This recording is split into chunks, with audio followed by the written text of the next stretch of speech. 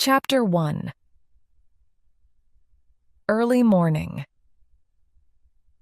It was early one morning in October. Mrs. Jones was in the kitchen making breakfast. She had been up since 5 o'clock. Mrs. Jones looked at her watch. It was time to wake Peter. "Peter, Peter, it's 6 o'clock. Get up!" she shouted up the stairs. Peter was already awake. "What?" he asked. "It's 6 o'clock," his mother shouted. "Oh, okay," Peter replied. He could smell the breakfast which his mother had prepared for him. He got out of bed slowly and went to the bathroom. "Peter!" his mother shouted again. "Yes, Mum, it's okay. I'm up," Peter shouted back through the door. He washed quickly because it was cold and ran back to his bedroom. "Peter, your breakfast's ready," Mrs. Jones continued. "Yes, Mum, I'm coming," Peter replied as he was dressing. He ran down the stairs and went through the sitting room to the kitchen. "Oh, here you are," his mother said. "Hurry up or your breakfast will go cold." Peter sat down and ate his breakfast. "Do you want some more tea?" Peter's mother asked. "Yes, please," Peter replied with a smile. "Where are you going today?" Mrs. Jones asked as she was pouring out the tea. "I don't know," Peter said. "What's the time?" "It's 6:30, answered Mrs. Jones, looking at her watch. "I must go," Peter said, finishing his cup of tea. "Thanks for breakfast." "What time will you come back this evening?" asked Mrs. Jones anxiously. Peter stood up. "I don't know. If it's a long drive, I won't be back until tomorrow." "Take care of yourself, Peter," his mother said, giving him his coat. "Don't worry, Mum, I will," said Peter. Then he quickly put his coat on and went out into the hall. "Goodbye," his mother shouted. "See you, Mum." He went out of the front door into the street. He walked along to the end of the street and turned right. As he turned the corner, he saw the bus and started to run. He ran as fast as he could and got on the bus just before it left. "Corporation Street, please," he said to the driver. 50 pence, please," replied the driver. Peter paid and sat down. The bus drove quickly through the empty streets and was soon in Corporation Street. Peter got off and walked along the street to Universal Transport Limited. He went through the gate and into the office. "Good morning, Mr. James," said Peter cheerfully as he entered the office. "Good morning, Peter. How are you?" said Mr. James, looking up from his desk. Mr. James decided where the lorries went every day and gave the drivers their instructions. He was a short, fat man, aged about 45. He was popular with the drivers because he had been a driver himself once. So Mr. James understood the drivers' problems. "I'm fine, thanks," replied Peter. "Good," said Mr. James. "I want you to take a load of biscuits to Manchester today. You can stay the night there and come back tomorrow." "Right," answered Peter. "Is the lorry ready?" "No, Peter, not yet." "Can you help load it, please?" asked Mr. James. Peter went outside and walked over to his lorry. He helped put the boxes of biscuits in the lorry and then drove it to the gate. The man at the gate gave Peter the address for the biscuits in Manchester and asked Peter to sign some papers. Peter thanked him, got back into the lorry and drove out of the gate. It was still only 7:30, and Bridgewater was quiet. He drove along Corporation Street and through the center of the town. The town was empty, and all the shops were still closed. Peter drove on and soon passed people leaving their houses and hurrying to work.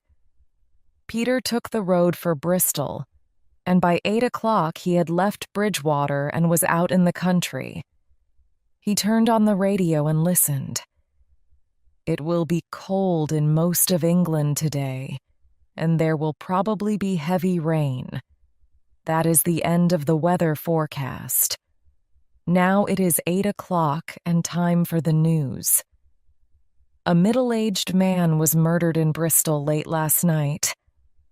The police would like to talk to a boy of about 16 who... Peter turned off the radio. He was always unlucky. Today he had to drive all the way to Manchester, and it was going to rain. As he was thinking about the weather, the first few drops of rain started to fall. It was still raining when Peter reached Bristol. It was after 9 o'clock now, and all the shops were open. There were lots of people and cars, and he had to drive slowly. He took the road to the north and was through the town in half an hour. Not bad, he thought. I'll get to Birmingham by lunchtime. As Peter looked out ahead, he saw a boy standing by the side of the road. It was difficult to see in the rain, but the boy looked about 16. He was wearing a red jersey and jeans. He was hitchhiking and was holding out his hand to ask for a lift. Peter slowed down and stopped. The boy ran up and opened the door. "Where are you going?" the boy asked. "Manchester," Peter said. "Can you give me a lift?" the boy asked anxiously. "Yes, get in." As he spoke, Peter leant over and helped the boy into the lorry. The boy closed the door. He was very, very wet. Peter drove off. "Where are you going?" asked Peter. "I don't know," said the boy. "You don't know?" Peter repeated in a surprised voice. "Number I've run away from home." The boy spoke quietly. "What?" said Peter. The lorry was very noisy and it was difficult to talk. "I said I've run away from home." The boy repeated his words loudly, but Peter still could not hear. "What?" Peter asked again. "I said I've left home. I'm not going to go back," the boy shouted. "Why?" asked Peter. "We had an argument, that's all," the boy replied slowly. "What's your name?" inquired Peter. "John. John Stevens." "What's yours?" the boy asked. "Peter," replied the lorry driver. "Well, John, do you feel like a cup of tea?" "Yes, please." The boy smiled with pleasure at the idea of a cup of tea. "There's a cafe just ahead and we'll stop there," said Peter, pointing in the direction of the cafe as he spoke. The lorry stopped outside the cafe. It was still raining heavily, and John and Peter ran inside. Chapter 2. The Newspaper. It was warm in the cafe, and Peter went up to the counter where a girl was serving. John took a seat at a table. "2 teas, please," said Peter to the girl at the counter. "Here you are, love," said the girl, as she pushed 2 cups of tea towards Peter.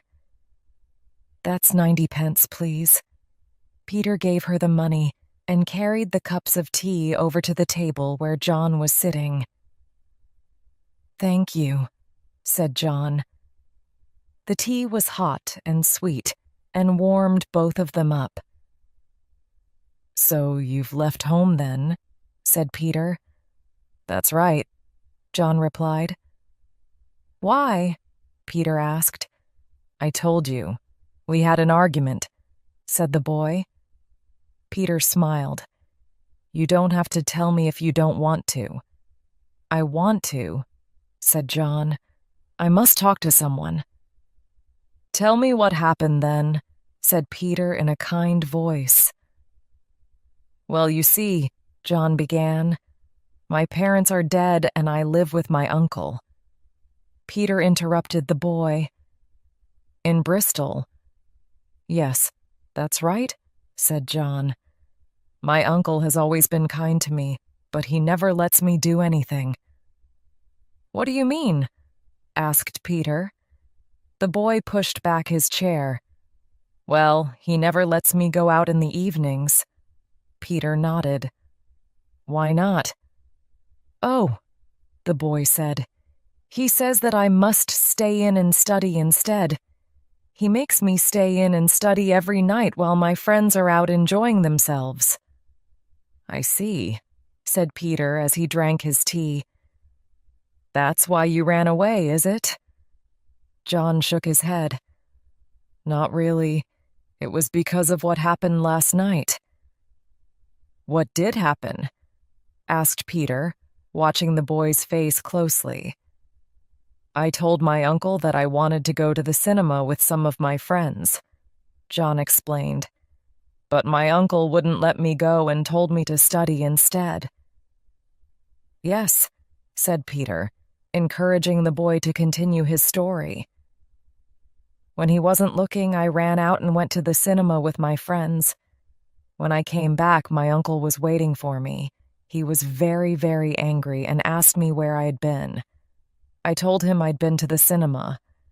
When I told him that I'd been to the cinema, my uncle hit me in the face.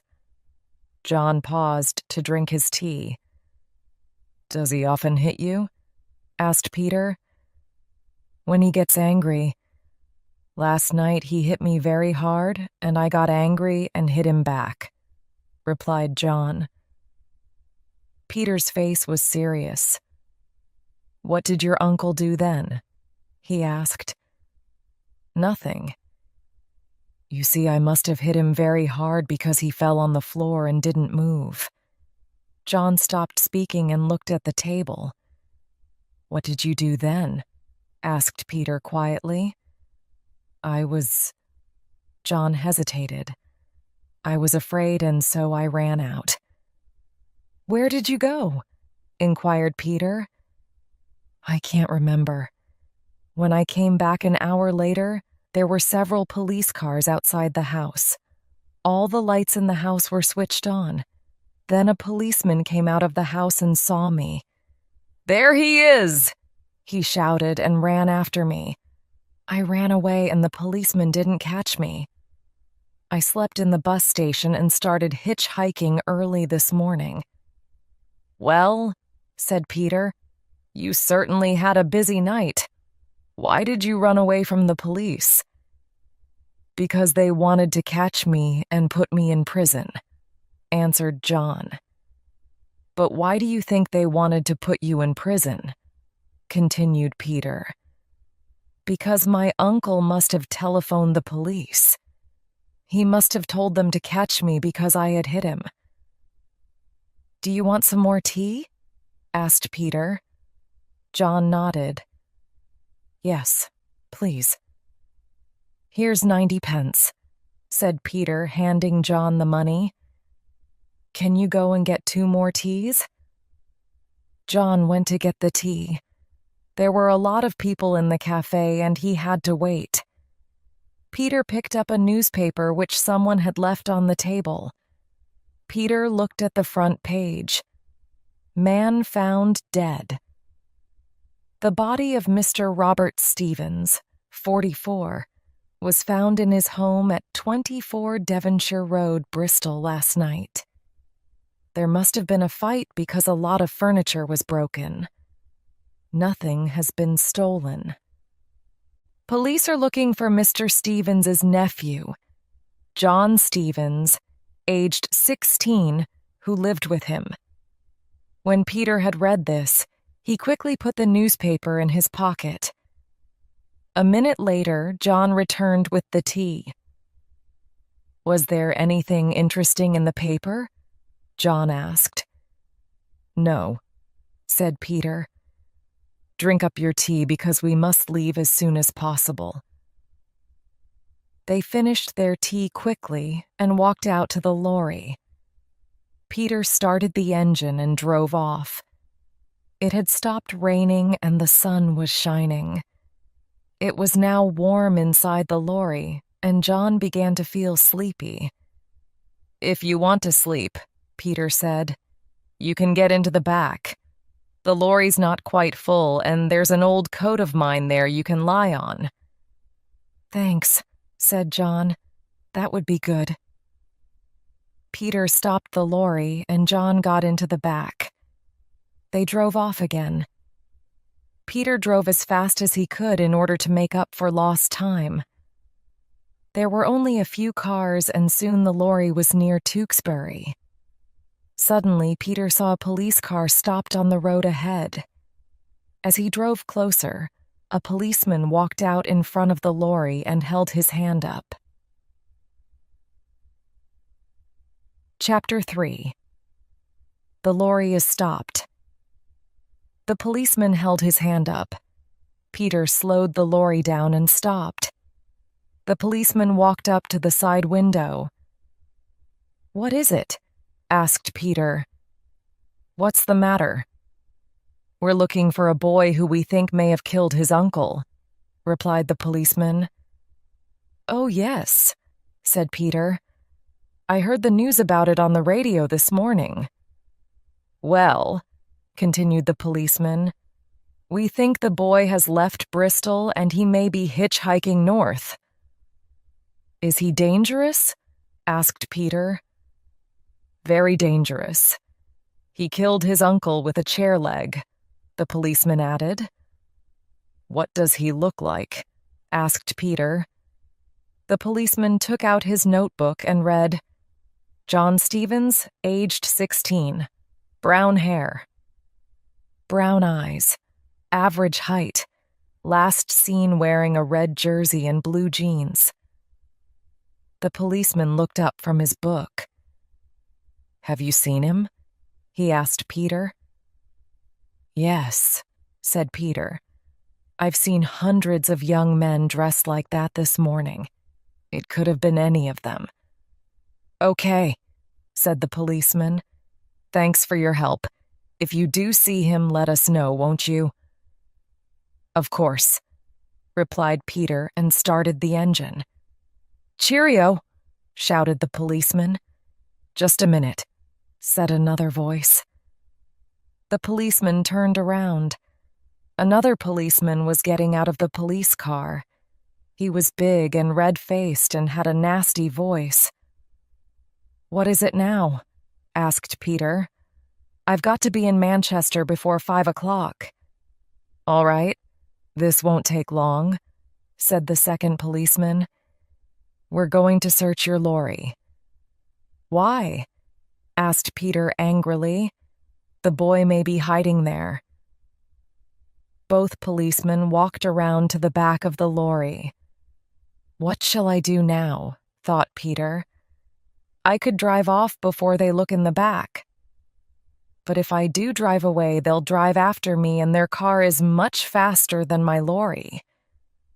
What shall I do? Sit here and wait. If they find John, I can say that I didn't know he was in my lorry. Hey, you! Shouted one of the policemen. They've found him, thought Peter. Hey, you! Come and help us open the back of your lorry. Right, shouted Peter and got out. If I'm there when they find John, he thought, perhaps I can give him a chance to escape by getting in the policeman's way. Peter walked around to the back of the lorry and opened it for the policeman. They looked in. All they could see was a lot of boxes and, in one corner, some old coats on the floor. Right, said the second policeman. I'm sorry to have made you wait so long. You can go now. Peter thanked him, got into the lorry, and drove off. He drove for 10 minutes until he was sure that the police car was not following him. Then he stopped, jumped out, and ran around to the back of the lorry. He opened it and looked in. He couldn't see John anywhere. Peter climbed into the back. He couldn't understand where John was. The old coat was there, but John wasn't lying on it. Then Peter saw something that the police hadn't noticed. He could see part of a shoe sticking out from under the coat. Peter smiled when he thought how stupid the police were not to have looked under the coat. He went up to the coat and said loudly, "This is the police. Come out at once. We know you are under the coat." "All right," said a voice from under the coat, and John slowly got up. "Oh, it's you," said John. "I thought you were the police." "No," replied Peter. "I was just playing a joke on you." "You did frighten me," said John. "I had a strange dream when I was asleep." "What?" exclaimed Peter. "Have you been asleep all the time?" "Yes, I dreamt the police were searching the lorry." "That wasn't a dream," replied Peter. "It was real." "You mean that the police stopped the lorry when I was asleep?" asked John. Peter nodded his head. "Yes," he said. "And you didn't tell them where I was?" asked John. "No," said Peter. "But why did you help me?" asked John. "You could have got into trouble yourself." "Because I don't think you did what the police said," answered Peter. "What has my uncle told them?" asked John. "Your uncle hasn't told them anything." "Well, in that case," said John. "Because he's dead," said Peter quietly. "Oh no," cried John. "I didn't hit him very hard." "If you hit someone with a chair leg," continued Peter, "you don't have to hit them very hard to kill them." "A chair leg," replied John in surprise. "I didn't hit him with a chair leg. I hit him with my hands." Peter took the newspaper out of his pocket and showed John the article about the murder. "Are you sure?" asked Peter. "Yes," said John firmly. "Then I was right not to tell the police about you," said Peter. "We'd better start again now, or else we'll never get to Manchester, or find out who killed your uncle." Chapter 4. Arriving in Manchester. By 5 o'clock, Peter and John were outside Manchester. "Have you ever been here before?" asked Peter. "No, I haven't," said John. "Well, this is what we'll do. I've got to take my load of biscuits to this address." He gave John a piece of paper. "It'll take me an hour or two to unload everything, and then I'm going to go and see some friends." "Why are you going to go and see some friends?" asked John. "I thought you were going to help me find out who killed my uncle." "I am going to," replied Peter. "When I was younger, I had a lot of friends in Bristol. We used to meet a lot, and sometimes we did stupid things." "What do you mean, stupid things?" John didn't understand. "Oh, fighting, breaking windows, borrowing cars," explained Peter. John interrupted. "Borrowing cars?" Peter smiled. "Well, taking them for an evening, driving around, and then leaving them." "Did you do that?" asked John, looking surprised. "We had nothing else to do," Peter continued. "It was fun for a time." "Not for the people whose cars you took," John added. "That's true," Peter agreed. "Anyway, after a while I stopped seeing those friends." "Why?" asked John. Because they started stealing cars and selling them, explained Peter. John nodded his head. I understand. Peter went on. Soon after that, they were caught by the police. What did the police do? Asked John. They sent my friends to prison, said Peter. John looked at Peter. I'm sure that stopped them stealing. Not really, said Peter, shaking his head, because in prison they met older men who taught them a lot about stealing. What happened when they left prison? Inquired John. They came to live in Manchester, answered Peter, and I'm afraid that they've continued to steal things. But how does this help me? Asked John. When I've finished unloading the lorry, I'm going to try to find some of these old friends, said Peter. As they've been in prison, they know lots of criminals, lots of people who make a living by stealing. Criminals always talk to each other about things like your uncle's murder. My friends may have heard something about it, something which the police may not know. John smiled. I understand now, he said. They may be able to tell us something useful, something to help us find out who killed my uncle. Peter stopped the lorry outside the shop where he was going to unload the biscuits. Right, said Peter. Look, we're here now. Why don't you go to a cafe or the cinema? The police won't be looking for you in Manchester. I'll meet you here outside the shop at 10 o'clock. Can't I come with you? Asked John. No, Peter replied. My friends might not want to talk in front of you because they don't know you. Okay, said John. See you at 10 o'clock. Thanks so much for all your help. You can thank me after we've found the murderer, said Peter. Peter and John jumped out of the lorry. John walked off down the street, and Peter went into the shop where he had to unload the biscuits. He helped the men from the shop to carry the biscuits into the back of the shop and counted all the boxes. Then he got the manager to sign the papers to show that the shop had received all the boxes. By this time, it was 6:30. Peter knew he had to hurry if he was going to help John. He parked the lorry on a piece of open ground and started walking. He walked quickly with his hands in his pockets and had soon left the shopping streets behind him. It was already getting dark, and the streetlights were on. Peter crossed a busy main road and continued walking as fast as he could. The houses here were smaller and older. The roads were narrower and children were playing under the streetlights. Here and there, Peter could see small areas of open ground covered with broken bottles, old cars, and empty tins. Peter hurried on and soon came to a cafe on the corner of one of the streets.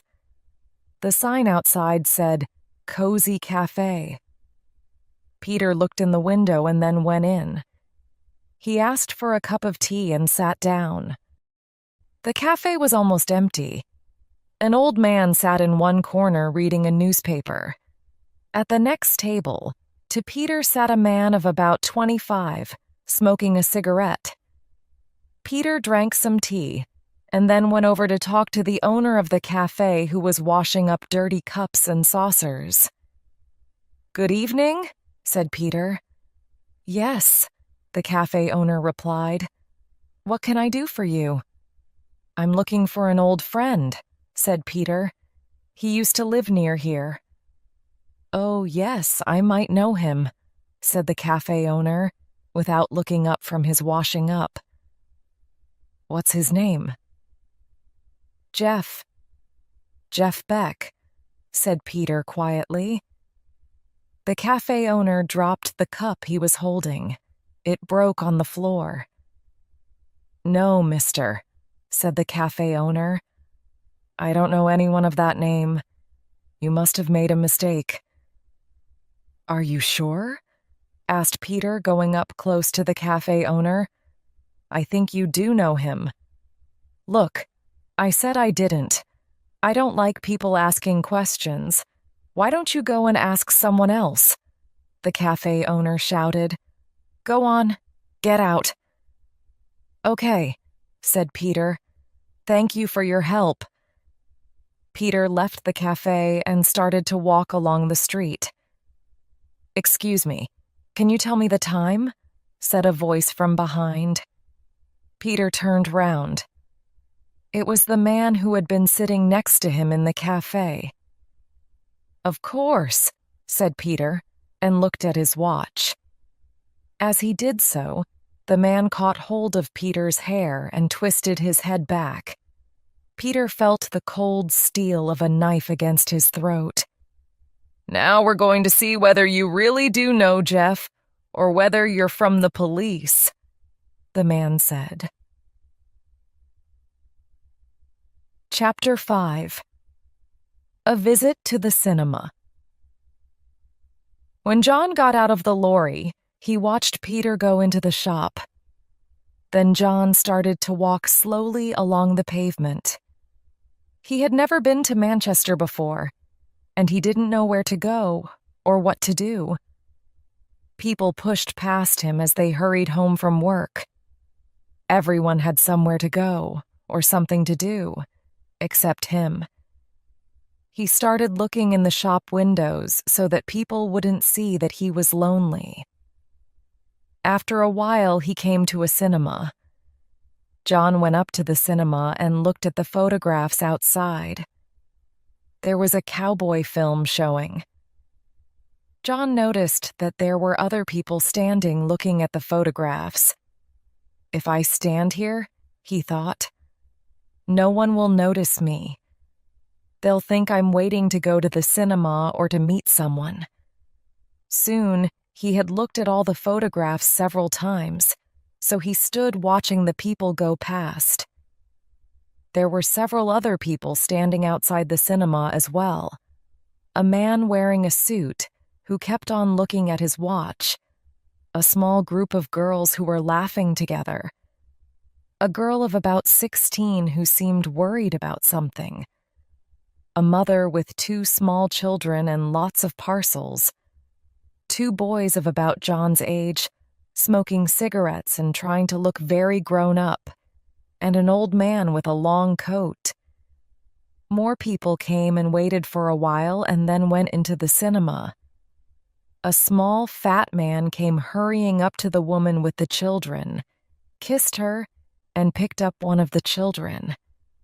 The woman picked up the other child, and with parcels and children in their arms, they rushed off together.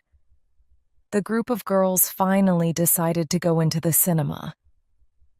A taxi stopped, and a pretty girl came running up to the man in the suit who had been looking at his watch. She said she was sorry she was late, and they went off happily together in the taxi. The 2 boys put out their cigarettes and went into the cinema.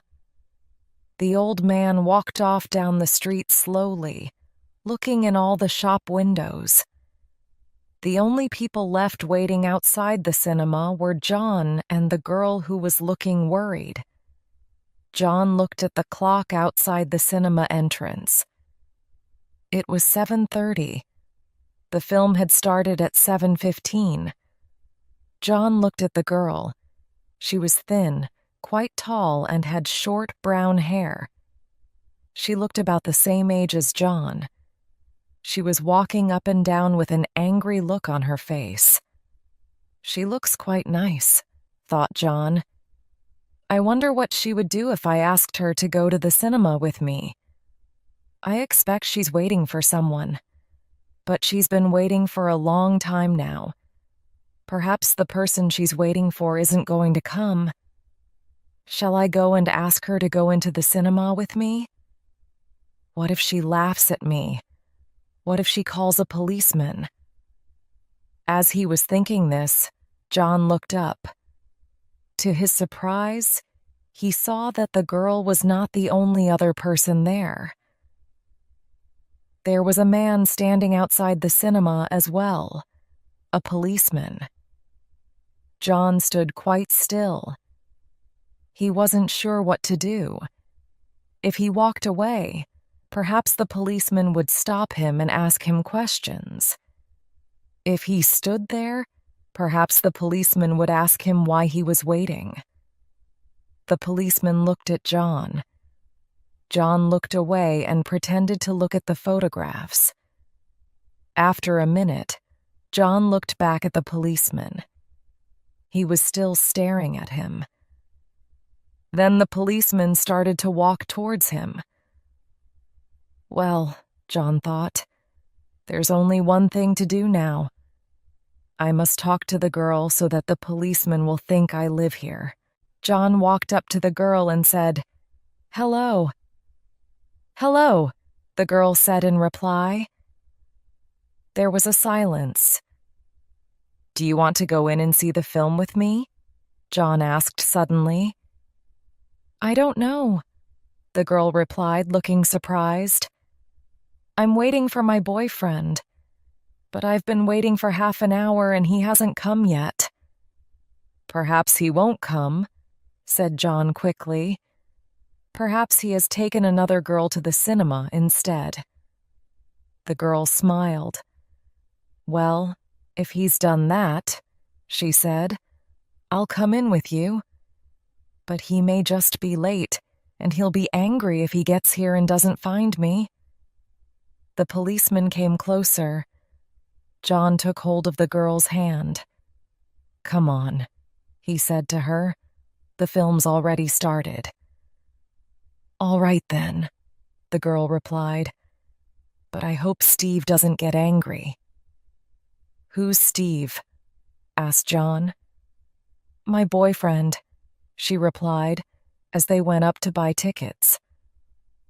"Oh, don't worry about him," said John, feeling very happy because he had escaped from the policeman. "Your boyfriend will never know you went into the cinema with me, will he?" John turned to the ticket office and asked for 2 seats at the back. "That's £6.60, please," said the woman selling the tickets. John gave her the money. "What's your name?" he asked, turning to the girl. "Susan," she replied. "What's your name?" "John," he said with a smile. He took her hand, and they went into the cinema together. The film had already started, and it was dark inside. They found 2 seats at the back and sat down. Susan squeezed John's hand. "I like you," she said to him. "You're nice." Chapter 6. The Cabaret Club. The man holding the knife pushed Peter and said, "Come on." "All right," said Peter. "I'll go with you. Jeff's a friend of mine, and he'll be angry with you if you hurt me." "Come on, then," repeated the man. "Let's go." They walked along the dark street. The man with the knife walked just behind Peter. At the corner, a big car was parked. "Stop here," the man said, and opened the door of the car. "Get in.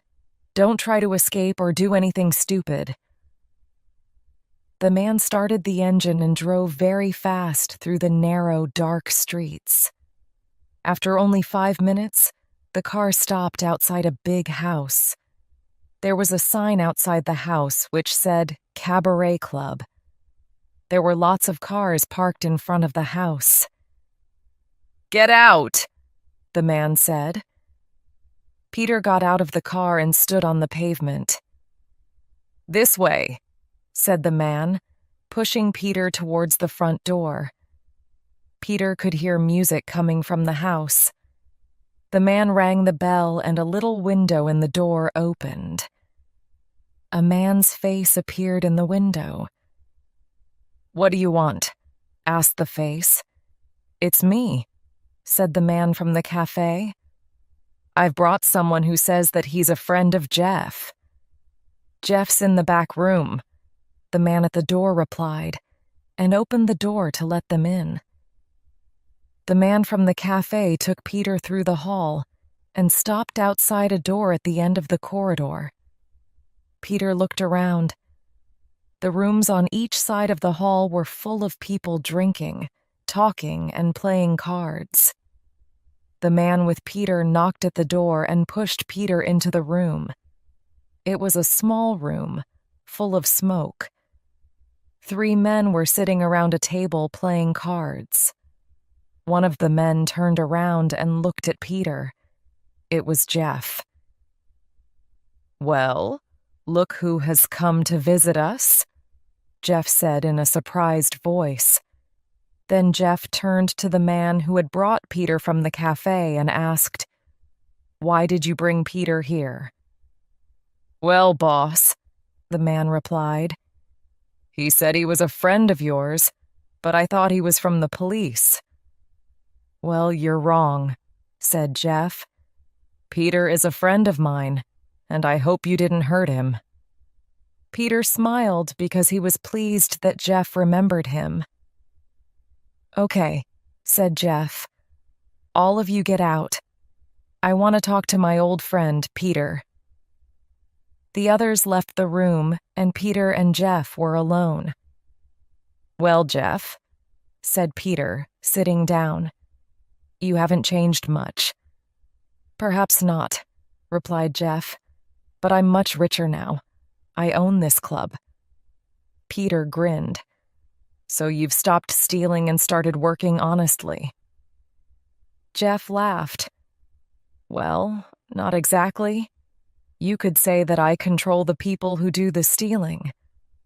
I sell the things which they steal. The club makes it very easy for me to do this because lots of people come here every day." "Anyway," Peter said, "I didn't come here for lessons about being a successful criminal. I need your help." "Why?" asked Jeff. Peter told Jeff the whole story, that Peter had given John a lift, that the police thought that John had killed his uncle, but that John said that he hadn't killed him. "I don't think John did kill his uncle," Peter continued. "But how can we prove it?" "There is only one way," replied Jeff. "You'll have to find the murderer." "But I don't know how to start." "Have you heard anyone talking about the murder?" Peter asked. "No," answered Jeff. "But if you can wait for a few minutes, I'll go and ask some of my friends if they know anything about it." "Make yourself at home while you are waiting." After Jeff had left, Peter got up and went out into the hall. He looked into the big room where the music was coming from. A man was singing, some girls were dancing, and people were talking and laughing. It was quite dark and very hot. Peter felt thirsty. He asked for a drink, and a waiter brought it. Peter tried to pay for the drink, but the waiter refused to take the money. "You're a friend of Jeff's," the waiter said, "so you don't have to pay." 10 minutes later, Jeff came back. "Well," he said as he sat down, "I think I have some useful information." Peter nodded. "What is it?" he asked. "Do you know who the murderer is?" Jeff laughed. "Of course not," he said, "but I can give you the name of someone in Bristol who may be able to help you." "What's his name?" Peter asked. "Bob Steele. He's a friend of mine. Bob lives by the river. He knows more about what happens in Bristol than the police do." "Thank you very much," said Peter. Jeff gave Peter a piece of paper. "Here's Bob's address," he said, "and a note to say that you're a friend of mine. Bob will help you find the murderer." Peter stood up. "Thank you again, but I must go now," he said to Jeff. I must get back to Bristol as soon as possible." "Right," replied Jeff. "It was nice to see you again. And if you ever want another job, come and see me." "No, thank you," said Peter with a laugh. "I don't think I'd be a very good thief." Jeff walked out to the door with Peter and told the man at the door to drive Peter back to his lorry in the big car. Peter got into the car, and the car drove off fast down the street. Chapter 7. John Learns a Lesson. Meanwhile, John and Susan were sitting in the cinema. They were sitting close together, and John had his arm around Susan. The film wasn't very good, but they were both enjoying it. Then the film stopped, and the lights came on. It was the interval. John turned to Susan and said, "I'm very thirsty. Would you like a cola?" "Yes, please," she replied. John stood up. "Stay here," he said, "and I'll go and get you one." John walked to the end of the row of seats where they were sitting, and up to the girl who was selling drinks and ice creams. "Yes, what do you want?" asked the girl with a smile. "2 colas, please," replied John. "There you are. That's £1.20, please," the girl said. John gave the money to the girl and started to walk back to Susan. Then he stopped. He could see that Susan was talking to another boy. She was arguing with him. The boy seemed very angry. John heard Susan say to the boy, "It's your own fault. You were late. Now go away and leave me alone." The boy didn't reply. He turned around and walked towards John. The boy bumped into John, knocking one of the bottles of cola on the ground. "Hey, what do you think you're doing?" said John angrily. "You had better leave my girl alone," answered the boy, "or I'll do more than just push you." John picked up the bottle from the floor and went back to Susan. "Who was that?" John asked Susan. "It was my boyfriend Steve," Susan replied. "He's angry with me because I didn't wait for him outside the cinema." "What did your boyfriend say?" John asked as he passed Susan one of the bottles. Susan had a drink. "Steve told me to come and sit with him," she said. John nodded. "And what did you say?" he asked. "I told Steve to go away and leave us alone. I told Steve that I was a free person and didn't belong to him. I said that he didn't own me and that I can do what I like. And anyway," she added, "I like you much more than him." John smiled. "I certainly like you much more than I like Steve," he said. Just then, the lights went out and the film started again. John put his arm around Susan. "Give me a kiss," he whispered to her. She did. "Please be careful," she whispered suddenly. "If Steve sees us, he'll be very angry." John looked around just in time to see Steve walking out of the door at the back of the cinema. "It's all right," said John. "Steve has just left." Time passed very quickly for John and Susan, and soon the film finished and the lights came on. "Look," John said, as they waited to leave the cinema. "I can't explain now, but I've got to go back to Bristol. If you give me your address, I'll write to you." When they got outside, Susan opened her bag, wrote down her address, and gave it to John. While she was writing, John looked at his watch. It was 10:15, but he had promised to meet Peter at 10 o'clock. "I must go now, Susan," John said. "I'll write to you. Goodbye." Susan said, "and take care of yourself." John gave her a quick kiss and started to walk back to the shop where he had said he would meet Peter.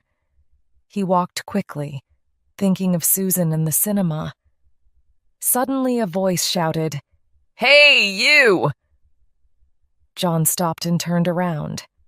It was Susan's boyfriend, Steve. "Where do you think you're going?" Steve said loudly. "It's nothing to do with you," replied John and carried on walking. "Oh, yes, it is!" shouted Steve. John could hear feet running up behind him. He didn't turn around. Suddenly, John felt a kick on the back of the leg. He tried to run but fell over instead. He lay on the ground, and as he looked up, he saw that Steve was standing over him. "Now we'll have a little talk," said Steve. "No, we won't," said John, jumping up and pushing Steve away. Then John looked around. Steve wasn't alone. He had 3 friends with him. Steve came up to John and pushed him against the wall. "So," he said, "you want to fight, do you?" As he said each word, he pushed John hard against the wall with his hand. John felt lost. What could he do? There were 4 people against him, and he was in a strange town. "We're going to teach you a lesson," said Steve with a nasty laugh. "We're going to teach you not to try to steal my girlfriend." John began to feel afraid. He knew that he must do something quickly. Suddenly, he hit Steve in the stomach and tried to run away, but the other 3 boys caught him. "So you're frightened, are you?" asked one of the boys. "You can't get away now," said another. "We're going to teach you a lesson," said the third. Then one of the boys hit John hard in the face, and another boy hit him in the stomach. John fell on the ground. He felt sick. Then Steve came up and started to kick him. John was going to scream when he suddenly heard a voice which he recognized. "Leave him alone," said the voice. It was Peter. Chapter 8, River Street. "Leave him alone!" Peter shouted. Steve stopped kicking John and turned around. "Who are you?" Steve asked. "And what do you want? Go away and mind your own business." "No, I won't mind my own business," said Peter and hit Steve hard, knocking him back against the wall. John, seeing that the others were watching Steve and Peter fight, jumped up and started to run. "This way," shouted Peter. "Get into the car." John ran over to the big black car which was standing by the pavement. As John got in, he looked back to see that Peter had beaten Steve. Steve and his friends were running away. "How did you know I was here?" John asked Peter when he got into the car. "We'll talk about it later," said Peter. John and Peter sat in silence until the car stopped beside Peter's lorry. Peter thanked the driver, and both Peter and John got into the lorry. Peter started the engine, and they drove back to Bristol. "Now," said Peter, as they were leaving Manchester, "tell me how you got into the fight." John explained to Peter about the cinema, Susan and Steve.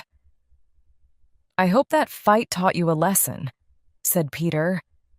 "Don't—" "Yes, I know," replied John with a laugh. "Don't steal other boys' girlfriends. You sound just like Steve. But how did you know where I was? You arrived just in time." "I didn't know where you were," replied Peter. "It was just luck. I was in the car on the way back to the lorry when I saw the fight." I asked the driver to stop because it didn't seem to be a fair fight. It was 4 against 1. I didn't recognize you until after I had shouted, "Stop." That was lucky, said John. Yes, laughed Peter. But next time, be more careful. Next time you get into a fight, I may not be there to rescue you. All right, answered John. But what happened when you went to see your friends? Were they able to help us? Peter told John about his visit to the cafe, the meeting with the man with the knife, and the talk with Jeff at the cabaret club. When can we go and see this man in Bristol, the one Jeff told you about? Asked John. It depends on when we get back to Bristol, said Peter. What's the time?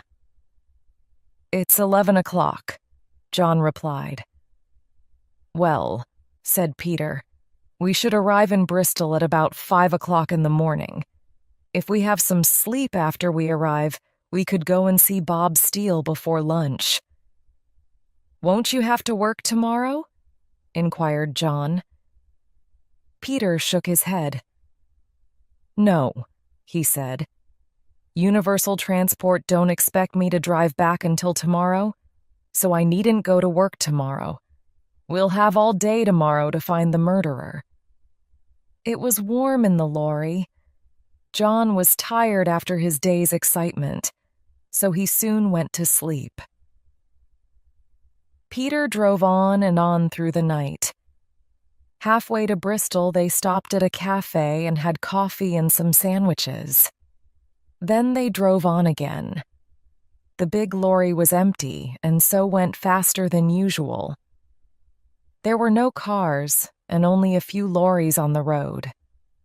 They drove faster than Peter had expected, and it was still dark when they arrived in Bristol. "Wake up!"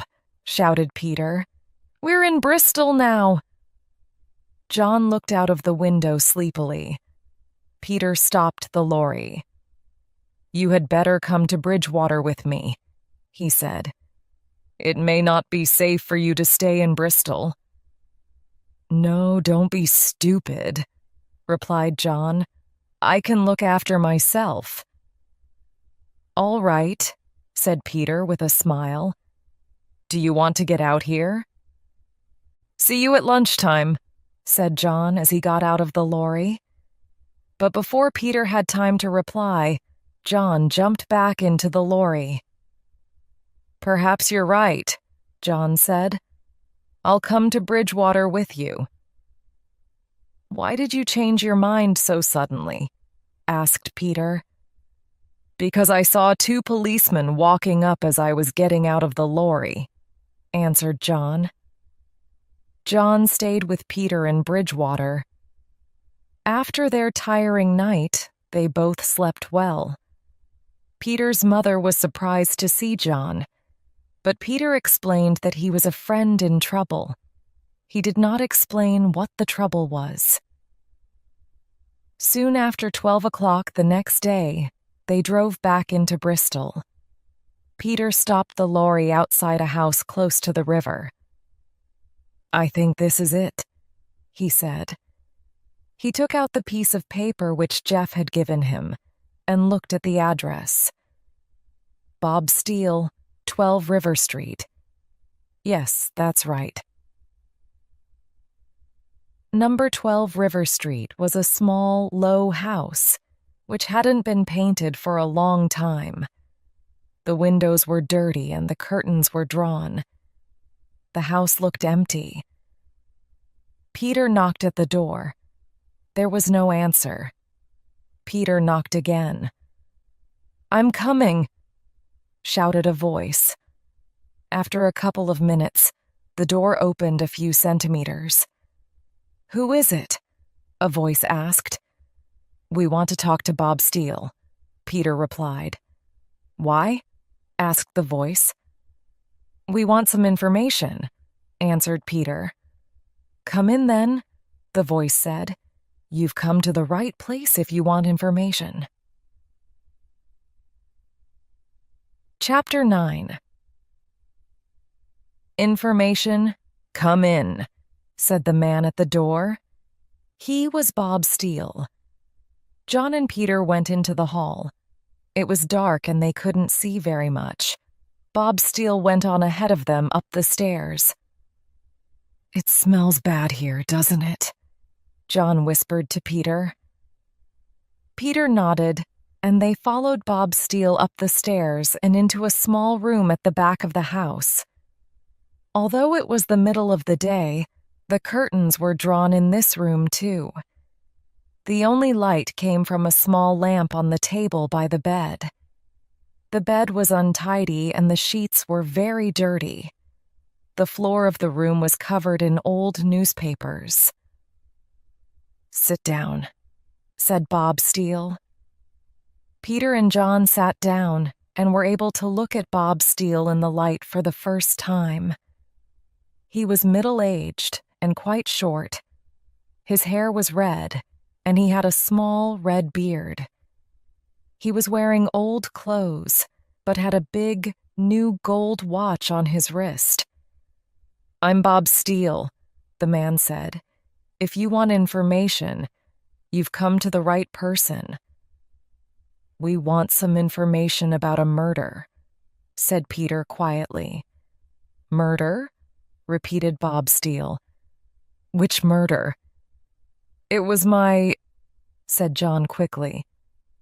"Wait a minute," Peter said to John. "Let me do the talking." Then Peter turned back to Bob Steele. "We want some information about the murder of a teacher called Stevens. He was killed the night before last." "Yes," said Bob Steele, and then stopped. He looked closely at John. "I've seen your photograph in the newspaper. Aren't you the boy the police are looking for?" Bob Steele asked. "Listen," Peter interrupted. "We came here to ask questions, not to answer them." "Okay," replied Bob Steele. "If you give me a couple of hours, I can find out all you want to know. All I've heard about the murder so far is that Mr. Stevens wasn't killed for money. There must have been some other reason." "That's not much help," said Peter. "Look," said Bob Steele, "I can find out a lot more, but you must give me a little time. Come back after lunch and bring the money."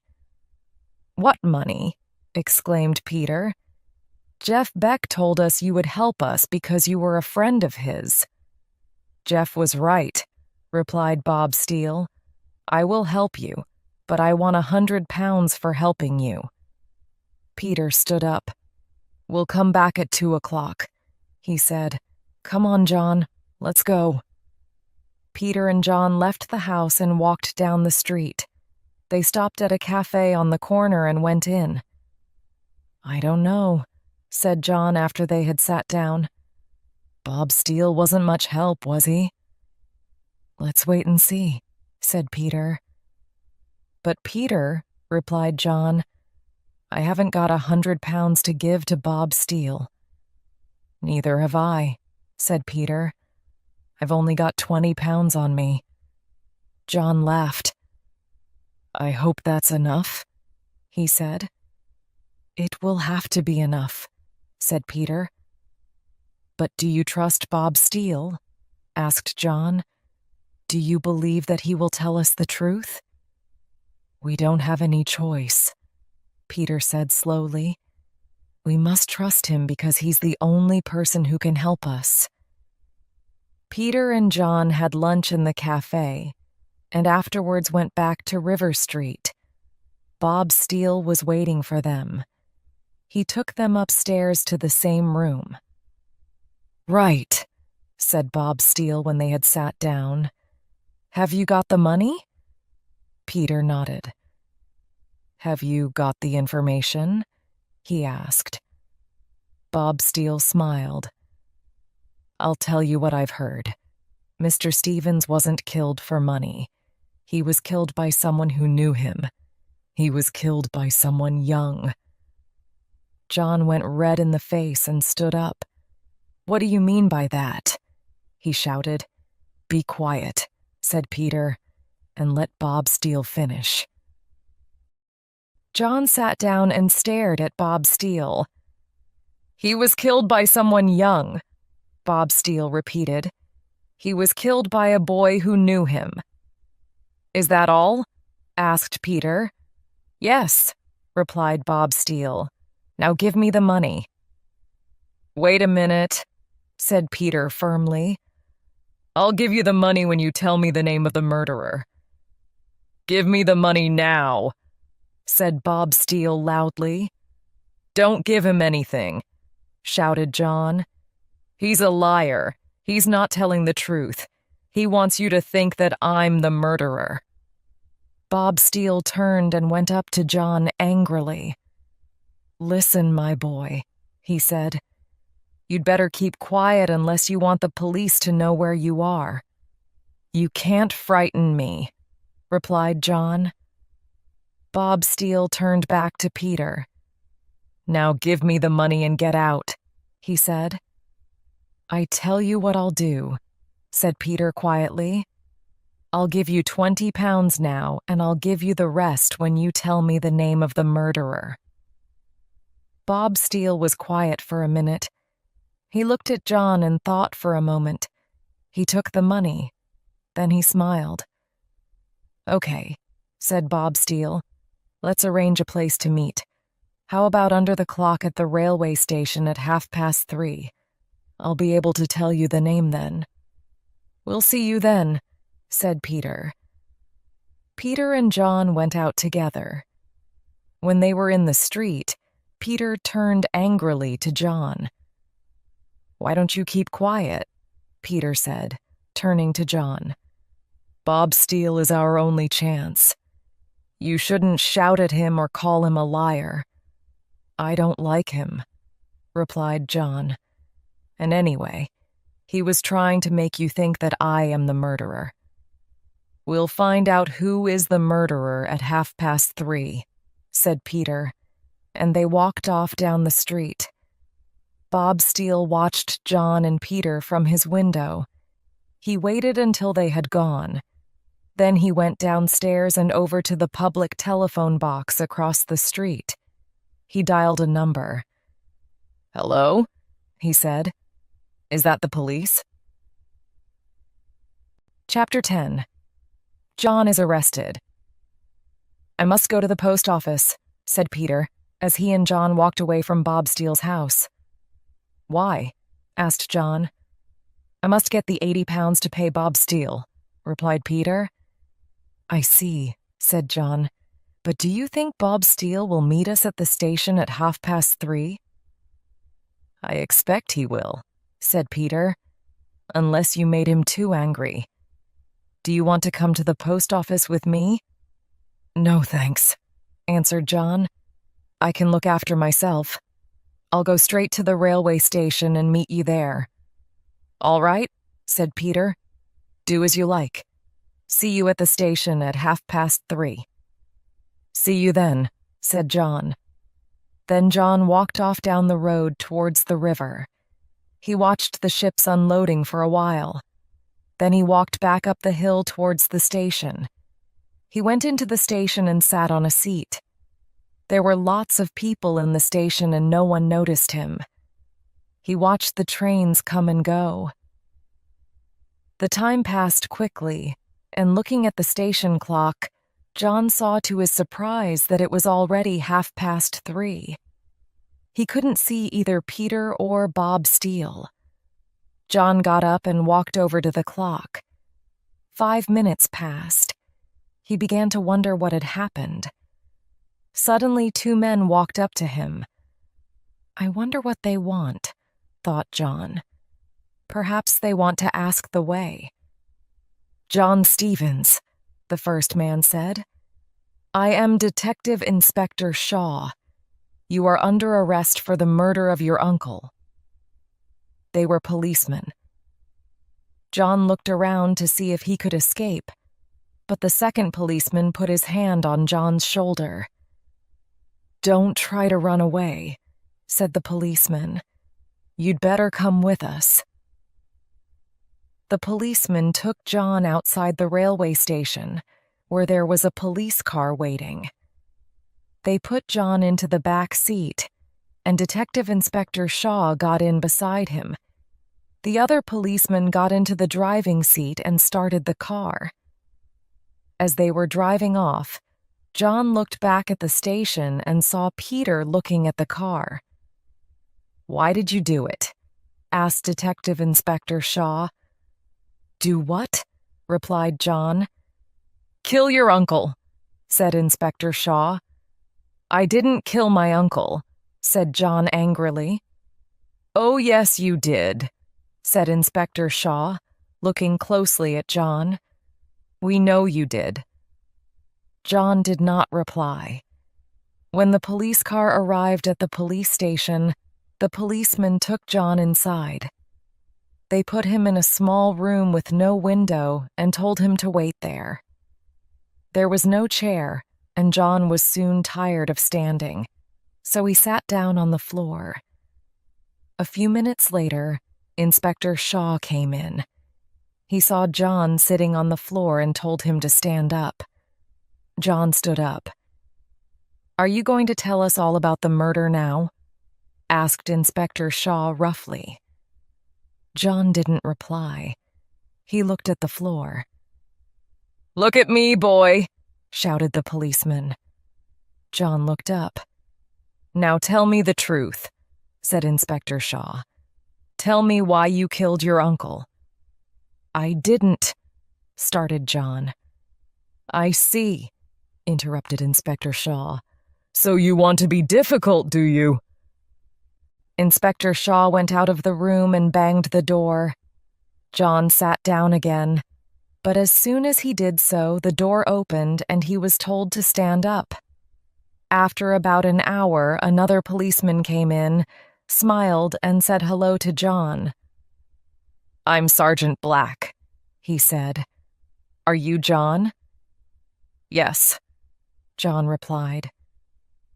Sergeant Black brought 2 chairs, and he and John sat down. "I expect you're thirsty," said Sergeant Black. "Would you like a cup of tea?" "Yes, please," said John with a smile. He liked this policeman much more than Inspector Shaw. Sergeant Black brought in 2 cups of tea and a plate of cakes. "Now then," said Sergeant Black kindly, "what's all this about?" John didn't reply. "You can trust me," said Sergeant Black. "I'll understand." John liked Sergeant Black, and he liked the tea, so he started to answer the sergeant's questions. "Did you like your uncle?" asked the sergeant.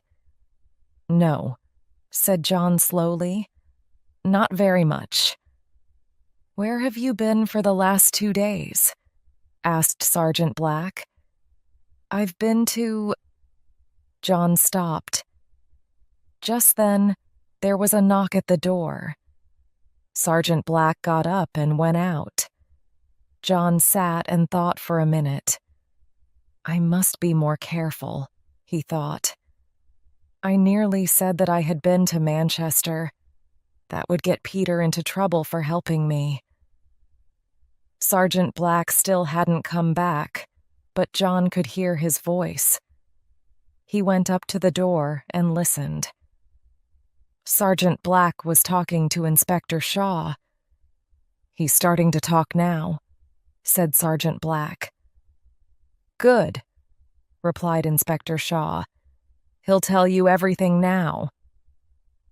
John went back to his chair and sat down. That was lucky, he thought.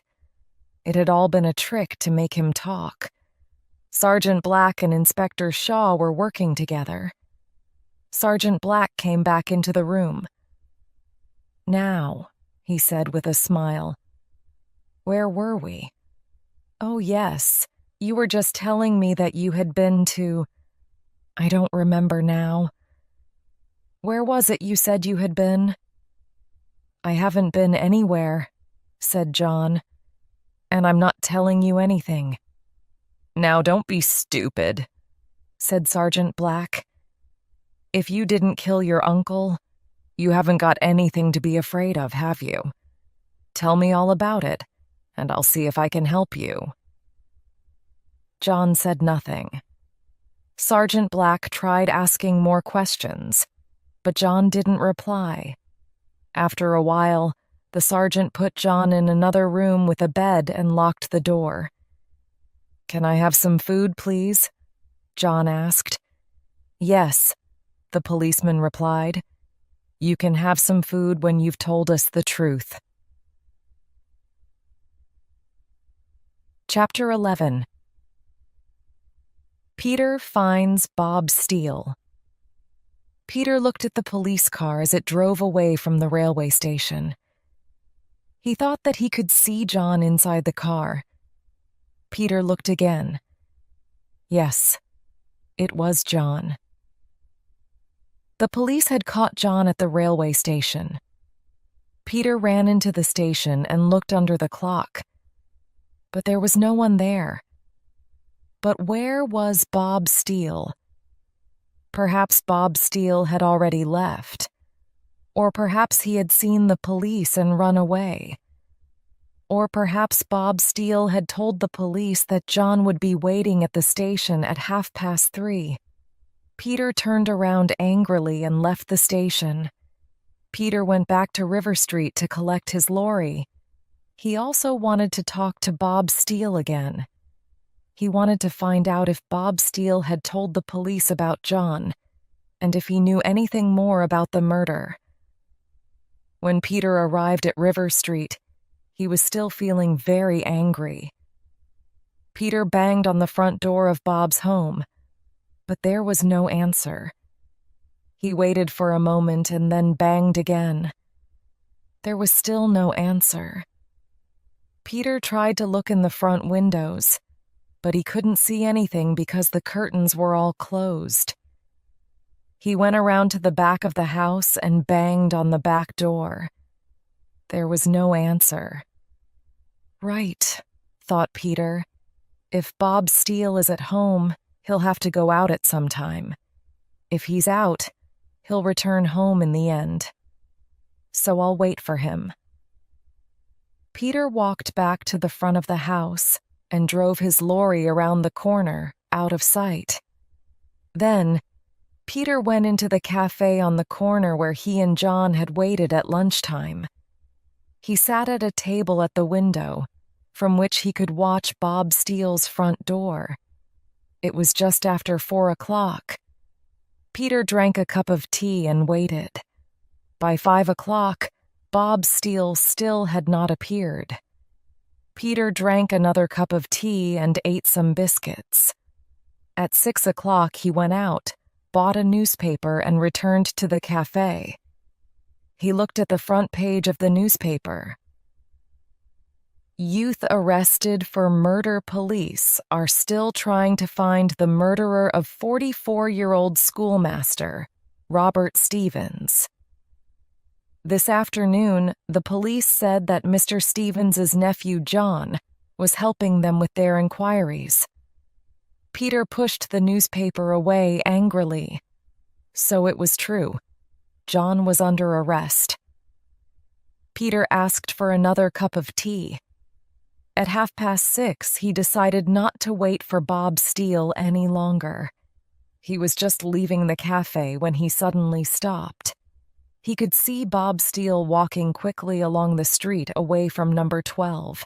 Peter decided to follow him. Bob Steele went towards the center of the town, and Peter followed him. When Bob Steele stopped to cross the road, Peter hid in a doorway. When Bob Steele looked around, Peter hid behind his newspaper. After a few minutes, Bob Steele stopped at a bus stop. Peter waited in a shop doorway, pretending to read his newspaper. The bus came, and Bob Steele got on. Peter followed and sat close to the door of the bus so that he could watch Bob Steele without being seen. Peter wasn't sure what ticket he should buy, So he asked to go to the center of town and hoped that Bob Steele would get off there. Peter was right. Bob Steele got off at the bus station in the center of the town. Here, it was easier for Peter to follow because there were more people. Soon, Bob Steele turned into a narrow side street. Peter followed him. But when Peter turned the corner, he was surprised to see that the side street was empty. Peter walked along the side street slowly and carefully, stopping every few meters to listen. Halfway down the street, he could hear voices coming from a dark shop doorway. He went close to the doorway and listened. Peter could hear Bob Steele's voice, but couldn't hear all the words. Peter could only hear some of the words Bob Steele was saying. Told you. Trust me.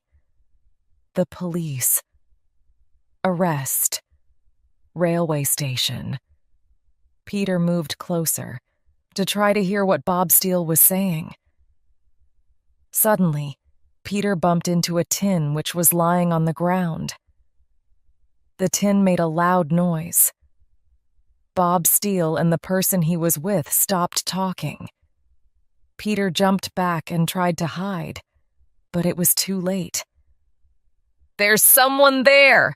shouted Bob Steele, and he and the person he was talking to ran off down the street. Peter ran after them. He could see both of them clearly as they ran ahead of him.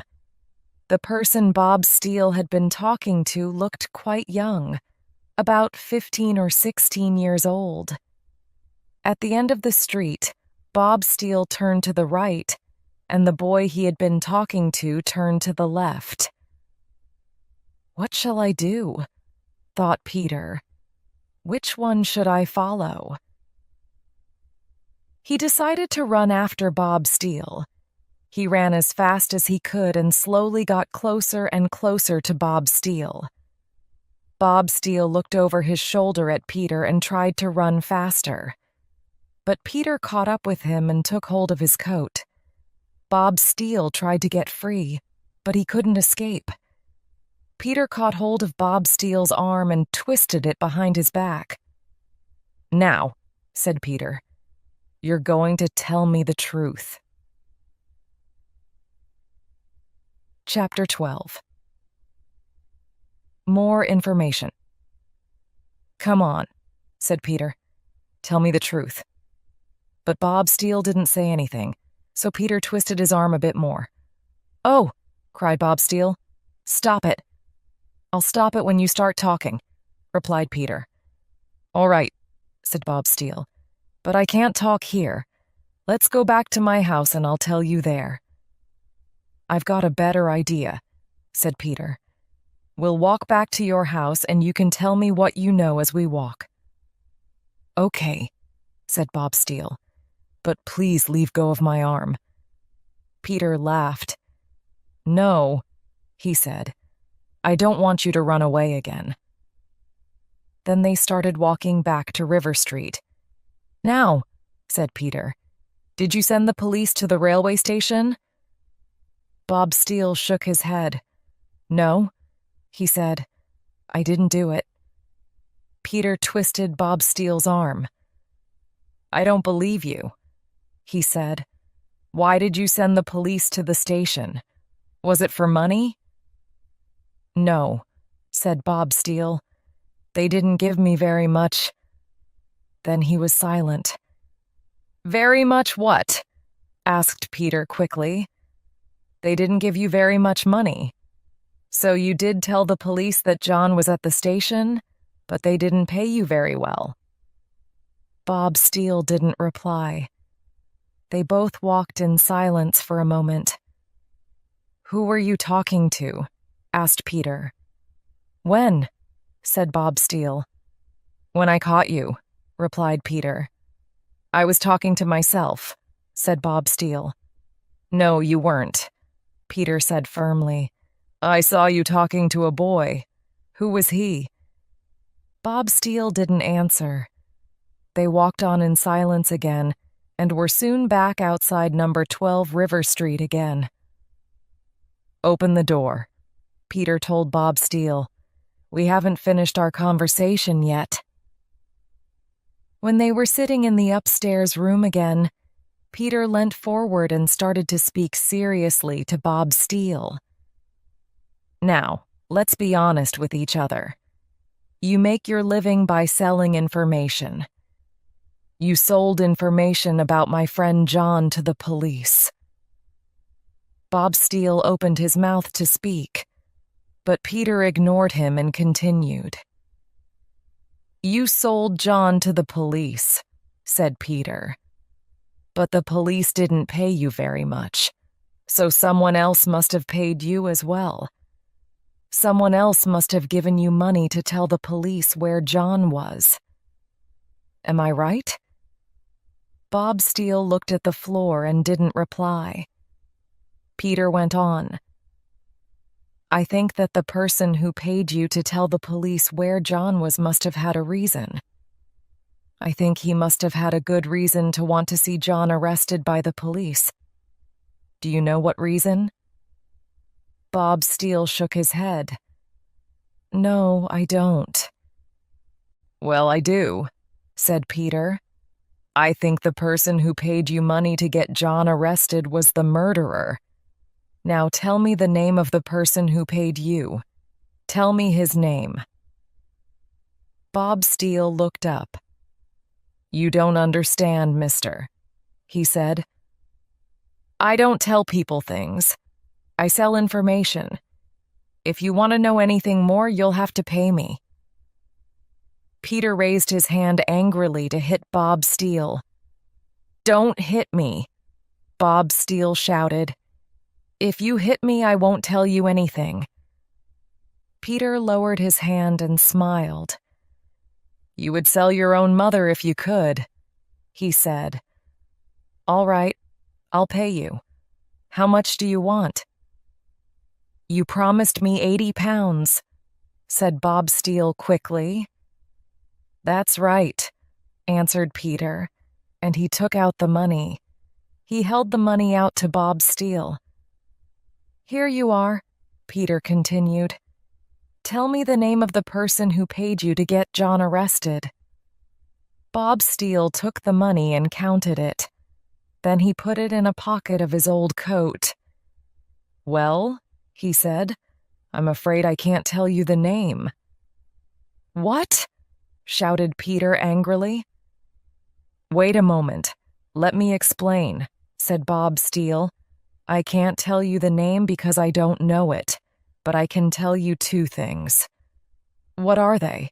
asked Peter. "Firstly," said Bob Steele slowly, "that everything I told you this afternoon was true." "Tell me what you said this afternoon again," said Peter. "Very well," said Bob Steele. "I told you that Mr. Stevens wasn't killed for money. He was killed by someone who knew him. He was killed by someone young." "What's the second thing you have to tell me?" Peter asked. "Just this," replied Bob Steele. "If you go to Manor Park Secondary School, you will find the answers to all your questions." "How will I find the murderer at Manor Park Secondary School?" asked Peter in surprise. "Mr. Stevens was a teacher there," answered Bob Steele. Peter stood up quickly. "I'm going to go there now," he said. "But I may have some more questions to ask you, especially if I find that you haven't been telling me the truth.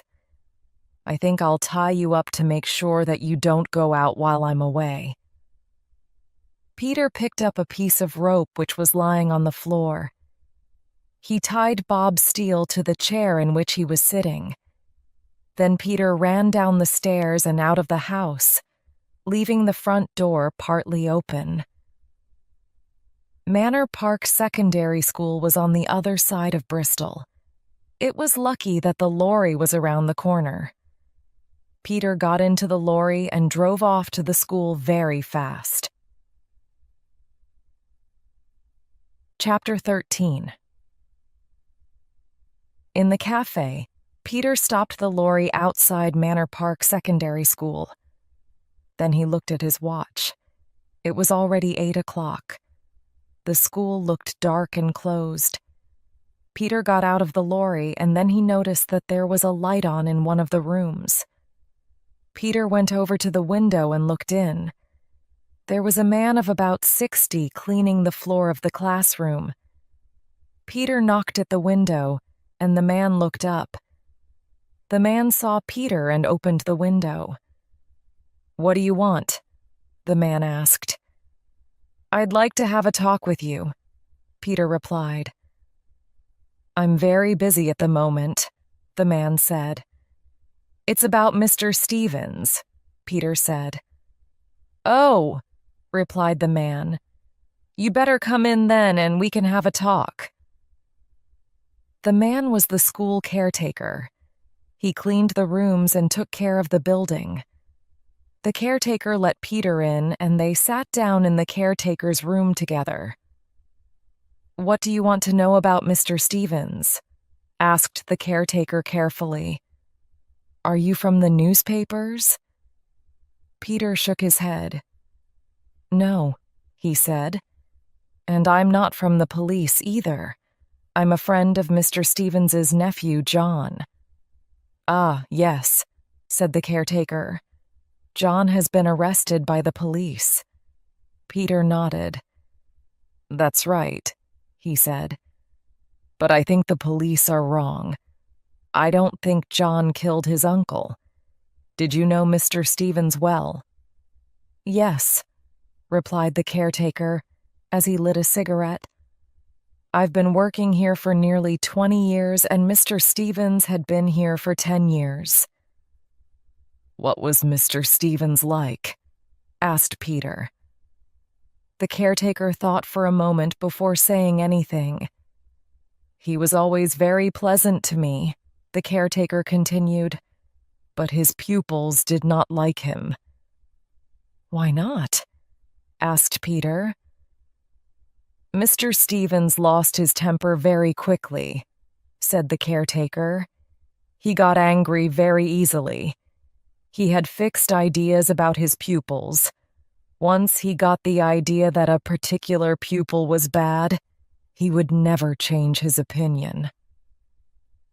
"Did Mr. Stevens ever hit his pupils?" asked Peter. "I think so," replied the caretaker.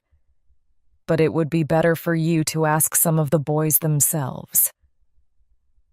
"Where can I find some of them now?" asked Peter. "A lot of the boys go to a cafe about 1 kilometer from here, close to the Scala Cinema," the caretaker replied. "If you go there, you'll find some of Mr. Stevens's pupils." Peter thanked the caretaker. He left the school and drove down to the cafe which the caretaker had told him about. The cafe was dark inside, and the radio was playing very loudly. "See the girl with the diamond ring. She knows how to shake that thing." "Oh, yes, all right. Tell me what I say." A crowd of boys and girls aged 15 or 16 were standing by the door. Peter went up to them, said hello, and then asked them if they knew Mr. Stevens. "Stevens," said one of the boys. "I'm glad he's dead. He was terrible." "Why was he terrible?" asked Peter. "Mr. Stevens used to make us look stupid. He used to make jokes about our clothes and say how stupid we were all the time," the boy explained. "My father's in prison," said another boy. "And Mr. Stevens used to make jokes about it in every lesson. He used to ask me if I was going to be a thief like my father."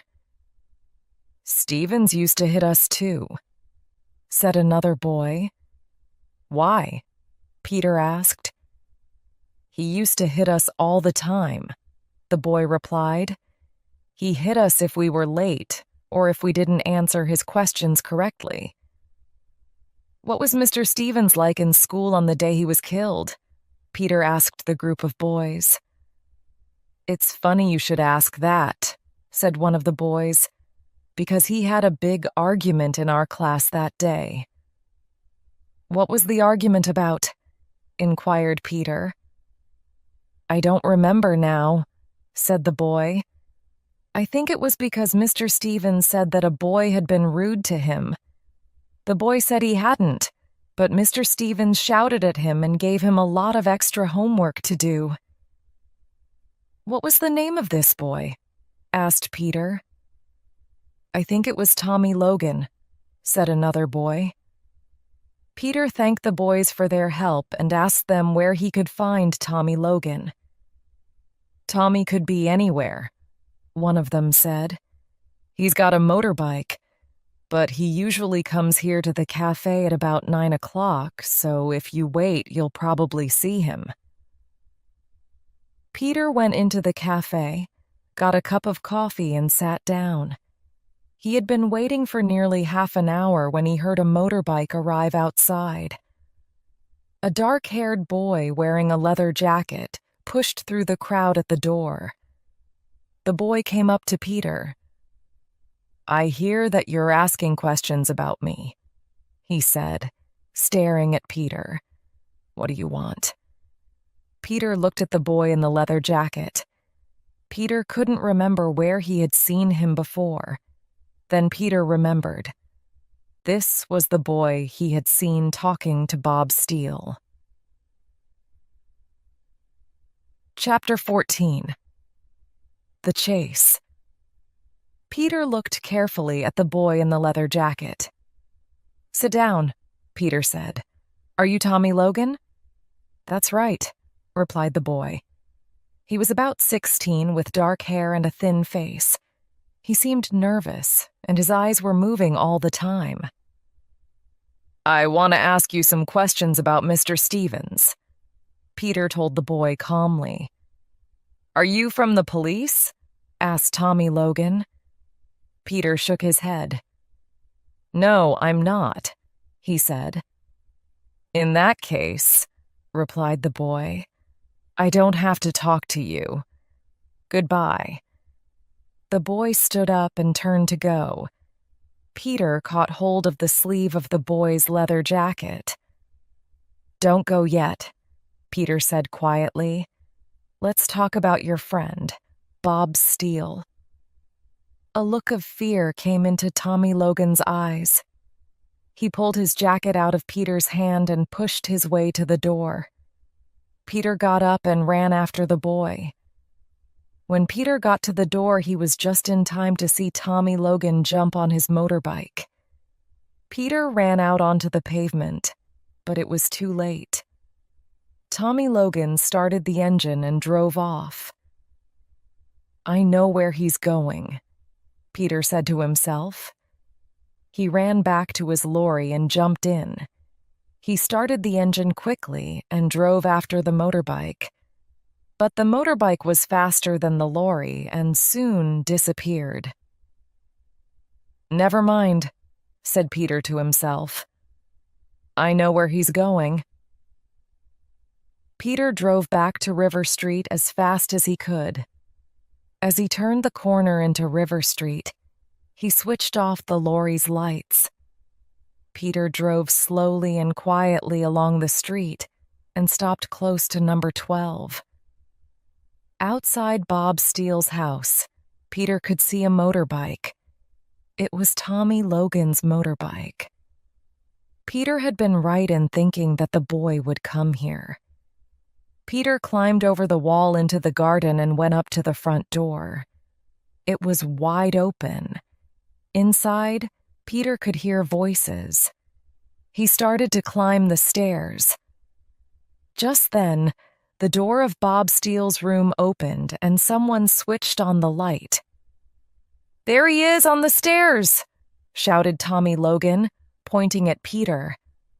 Before Peter could hide, Bob Steele and Tommy Logan came running out of the room. Peter got ready to stop them as they came down the stairs. Suddenly, Peter saw that Bob Steele was carrying a chair. It was the chair Peter had tied Bob Steele up in. Tommy Logan must have untied him. With a laugh, Bob Steele threw the chair at Peter from the top of the stairs. The chair was heavy. It hit Peter on the shoulder and knocked him down the stairs. Then Tommy Logan and Bob Steele ran down the stairs, jumped over Peter's body, and ran out into the street. Peter lay at the bottom of the stairs. His head and right shoulder hurt badly. Then he heard the motorbike starting. With difficulty, Peter got up and went to the door. Bob Steele and Tommy Logan were both on the motorbike, and they were driving away fast down the street. "I'm not going to lose them again," said Peter aloud. He forgot about the pain in his shoulder and ran as fast as he could to his lorry. In a moment, he was chasing after the motorbike in his lorry. The motorbike turned right at the end of the street and went down the hill towards the river. Peter switched on the lorry's headlights fully, and with the tires screaming, he followed the motorbike around the corner. Going down the hill, Peter was able to go faster than the motorbike and was soon only 50 meters behind. Then, at the bottom of the hill, the motorbike suddenly turned right into a narrow street. Peter followed the motorbike into the narrow street. As the lorry's lights lit up the wall at the end of the street, Peter shouted happily, "Now I've got you!" he shouted. "There's no way out." The street had no exit. The only way out of the street was back to the road. The motorbike went to the end of the street, and discovering that there was no way out, turned around. Then the motorbike drove back towards Peter. Peter could see Tommy Logan's face as he drove the motorbike straight at the lorry. Peter quickly turned the lorry across the street so that the motorbike could not pass, and then he waited for the crash. With a roar, the motorbike came right up to the lorry. Then Tommy Logan saw a narrow gap between the lorry and the wall. The gap was less than a meter wide, but big enough to let the motorbike escape. The motorbike roared through the gap between the lorry and the wall. Peter was furious. Angrily, he turned the lorry around and began to chase the motorbike. When he turned into the road by the river, Peter could just see the back light of the motorbike disappearing in the distance. He drove faster. He turned a corner. And then, to his surprise, Peter saw that Tommy Logan and Bob Steele had been delayed. They had stopped in a queue of cars at the traffic lights. The lights were red, and so the cars had to wait. Tommy Logan looked over his shoulder and saw that Peter's lorry was approaching fast. Peter was now very close. Tommy Logan decided that he would not wait at the red lights. Suddenly, he drove the motorbike out into the middle of the road and past all the cars waiting at the traffic lights. Then, without stopping, the motorbike went straight across the crossroads against the red lights and nearly crashed into a car coming the other way. Peter immediately followed the motorbike and passed the line of cars which was waiting. He didn't wait for the traffic lights to turn green. He drove faster and chased Tommy Logan and Bob Steele across the crossroads and down the street. They were getting nearer the center of town now, and the roads were busier. As Peter passed car after car in his chase after the two men, he looked in the lorry's minor. In the minor, Peter could see a police car with its lights flashing, chasing both the lorry and the motorbike. Well, thought Peter, I'm not going to stop now. I'll catch that motorbike if it's the last thing I do. With the tires screaming and smoking as they went around the corners, Peter drove his lorry as fast as he could after the motorbike. And behind both the lorry and the motorbike came the police car with its flashing lights. Chapter 15. The police station at 100 kilometers an hour, the motorbike carrying Tommy Logan and Bob Steele roared through the center of Bristol. Peter's big lorry raced after them. Behind Peter came a police car with its blue light flashing. Tommy Logan looked quickly over his shoulder to see if Peter was any closer. Peter was much closer. Tommy looked ahead again and saw a sign, "Low bridge ahead." With a smile, Tommy drove the motorbike under the bridge. Peter saw the bridge coming, but the lorry was going too fast to stop. The lorry was quite high, and Peter thought it would hit the top of the bridge and crash. With a loud roar, the lorry went under the bridge and missed the top by a few centimeters. Peter wiped the sweat from his forehead. "That was close," Peter said to himself. Peter looked in the mirror again. There were now 2 police cars behind. He could see their blue lights flashing, but he decided he wouldn't stop. He had to drive on. Slowly but surely, Peter got closer and closer to the motorbike. Soon he was next to it. The motorbike and the lorry screamed down the street side by side. A car coming in the opposite direction saw the lorry and motorbike and drove up onto the pavement to avoid a crash. Finally, Peter got a little in front of the motorbike and slowed down to make it stop. Tommy Logan also slowed down. Then he suddenly drove the motorbike up onto the pavement and passed Peter again.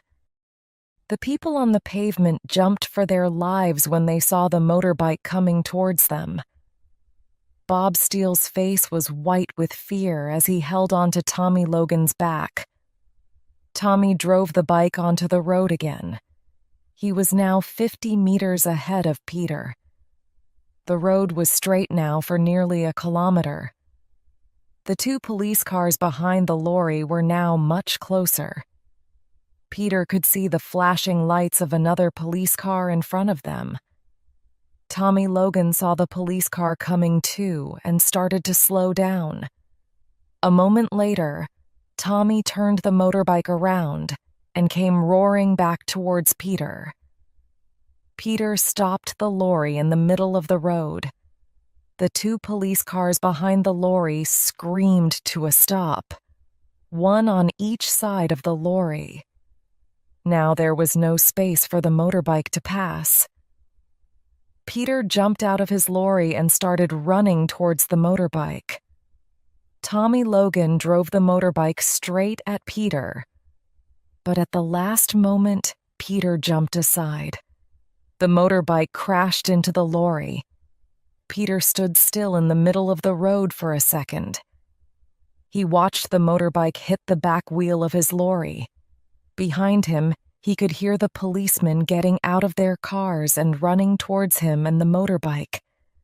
In front of him, another policeman pointed at him and shouted, "Stop!" Tommy Logan was not hurt.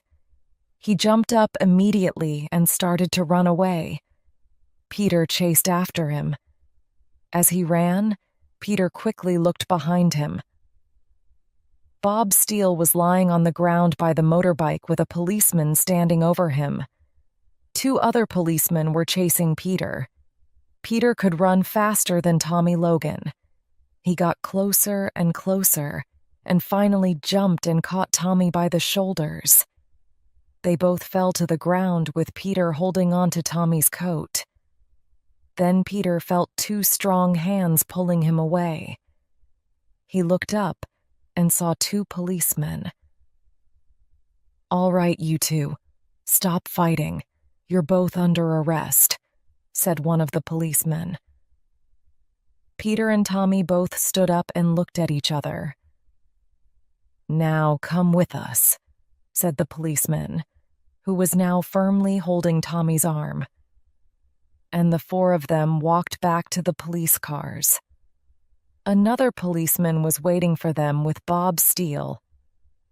Bob Steele had some blood on his face, but he looked more frightened than hurt.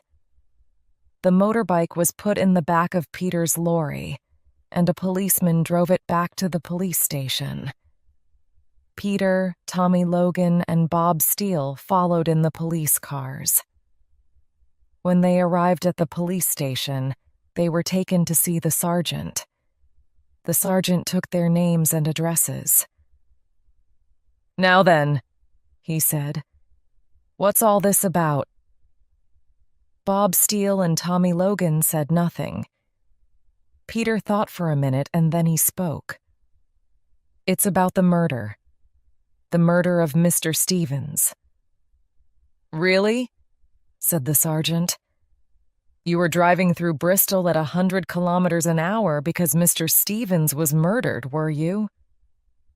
Peter tried to explain the situation, but the sergeant didn't want to listen. "If it's about the murder," the sergeant said, "you can talk to the inspector. He's out now, but he'll be back in half an hour. I hope you're telling the truth, because the inspector is a very busy man. He'll be very angry if he thinks you're wasting his time." "He's mad!" shouted Bob Steele, pointing at Peter.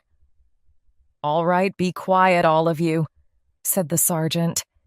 "You can all talk to the inspector when he comes." The sergeant took Bob Steele and Tommy Logan and put them in one room. Then he opened another door and pushed Peter into a different room. "Peter!" shouted a voice. Peter looked up. It was John. "Peter, how good to see you. Is everything all right now?" asked John. "Are they going to let me go?" "No," said Peter sadly. "Then what are you doing here?" asked John. "I'm under arrest too," said Peter. "What for?" John asked in surprise. "Dangerous driving," replied Peter. He told John the whole story, and John listened without saying anything. Then John told Peter that the police had asked him lots of questions, but that he hadn't told them anything. "I think it's about time you did tell us everything," said a voice from behind them. It was Inspector Shaw. "Now," said Inspector Shaw, "you're both in bad trouble. I want the truth." Chapter 16. The truth is told. Inspector Shaw sat down. He looked at Peter and John. "I want the truth," the inspector said again. Peter looked serious. He was going to tell the inspector the whole story. He hoped Inspector Shaw would believe him. If the inspector didn't believe his story, Peter knew that he would be sent to prison for helping John and for driving dangerously. Inspector Shaw listened without saying anything, while Peter told him the whole story from the moment he had given John a lift to the chase through Bristol. The inspector wrote some notes in a little book while Peter was talking. "Do you expect me to believe this story?" asked Inspector Shaw when Peter had finished. "Yes," said Peter. "It's the truth," John added. "We'll see," replied the inspector as he left the room. Inspector Shaw returned a minute later with Sergeant Black, Bob Steele, and Tommy Logan. Sergeant Black brought in some chairs and they all sat down. Inspector Shaw turned to Bob Steele, who looked very frightened. "You've been in trouble before," said the inspector, "and this time you'll go to prison unless you tell us all that you know." "Prison," said Bob Steele. "I haven't done anything. I haven't killed anyone. I was just walking past Mr. Stevens's house the night before last when I saw—" "Be quiet, you old fool," shouted Tommy Logan as he jumped to his feet. Sergeant Black pushed Tommy back into his chair. "What did you see?" Inspector Shaw asked Bob Steele. Bob Steele continued. "I saw a young man running out of the house. He left the front door open. I was surprised, so I went in to have a look. Mr. Stevens was lying on the floor. Who was the boy you saw running out of the house? Asked the inspector. Bob Steele pointed at John. It was him, he said. I didn't, started John. Be quiet, said Sergeant Black. What happened next? The inspector asked Bob Steele. Well, Bob Steele continued, Mr. Stevens was lying on the floor. I could see that he wasn't dead because he was breathing. Just then, I heard footsteps coming, so I ran out of the back door and hid in the garden. I could hear a loud argument and then a fight. I went around to the front of the house and looked in the window, but I couldn't see anything. I waited, and after a few minutes, I saw a young man leaving the house. Was it the same boy as before? Inspector Shaw asked. Bob Steele looked at Tommy Logan. No, he said. It was Tommy Logan. You're a liar, shouted Tommy Logan. That's not true. What did you do then? Asked the inspector. I went into the house again, replied Bob Steele. But when I saw that Mr. Stevens was dead, I left. I telephoned the police and then went home. That's not true, shouted Tommy Logan. That's not true. Bob Steele followed me and then asked me for money. He said if I didn't give him £100, he would tell the police he had seen me at Mr. Stevens's house. So you were at Mr. Stevens's house, the inspector said quickly. Yes, that's right, replied Tommy Logan. He looked angry, and at the same time he looked as if he was going to cry. Bob Steele kept on asking for more money, said Tommy Logan. I gave him some more, but it was no use. You've caught me anyway. Tommy Logan stopped talking and started to cry. Stop crying, said Inspector Shaw to Tommy roughly, and tell us what happened when you went to Mr. Stevens's house. I didn't mean to, started Tommy Logan. I didn't mean to. Come on, said Inspector Shaw in a more gentle voice. Tell us what happened. Tommy Logan looked around at the others. I went to see Mr. Stevens, Tommy continued, because he had given me a lot of extra work to do. He had given me some extra homework because he thought I had been rude to him in class. I did the work at home and then took it around to Mr. Stevens's house. I wanted to explain to him that I thought he was being unfair to me. When I got to the house, the front door was open. I knocked, but there was no answer. I went into the front room and I saw Mr. Stevens lying on the floor. I thought he was ill, so I started to lift him up. What did Mr. Stevens do? Asked the inspector. Mr. Stevens opened his eyes and looked at me. Then he pushed me away and stood up. I gave him the work that I had done. Mr. Stevens looked at it for a minute and then threw it on the floor. He said it was all wrong. He hit me hard on the face and said that he was going to teach me a lesson. I told Mr. Stevens that he didn't have any right to hit me. He just laughed. I tried to leave, but he stopped me. Then he took off his coat and said he was going to beat me. I pushed him away and ran for the door, but Mr. Stevens got there first and pushed me back. Tommy Logan stopped talking and looked quickly at the inspector. And what happened then? The inspector asked. Mr. Stevens started hitting me on the head and on the body, Tommy Logan continued. He was hitting me hard, so I became angry and picked up a chair to push him away.